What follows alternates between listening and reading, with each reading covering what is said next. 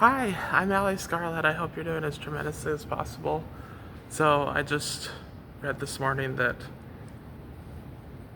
Urban Meyer, football coach, he said he's, quote, the biggest Utah fan I know. So, he was the coach of Utah for 2 years. After 2 years of Bowling Green, and then he was in Florida for 6 or 7, and I think 6, then Ohio State for, I believe, 7, if I remember correct from looking at it, reviewing it in my 2 days ago. And he knows, like, the current, as one example, he knows the current coach, Kyle Whittingham. He really thinks he's a bigger fan than the current coach of Utah, who's also been the coach there for 21 years. Also, Urban Meyer left Utah. I don't blame him. It was Florida. I don't know how much difference the programs have now since Utah's has gone to another level, but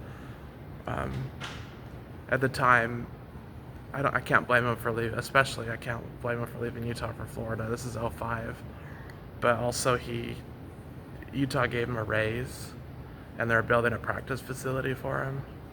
So maybe part of me is wanting to get out of commentary I wrote back then and wasn't empowered to send to media and stuff, but yeah, it's just a 16-year-old kid. But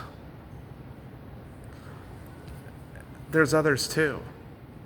He has to know other. I mean, just with Whittingham alone, he's not the biggest Utah fan he knows.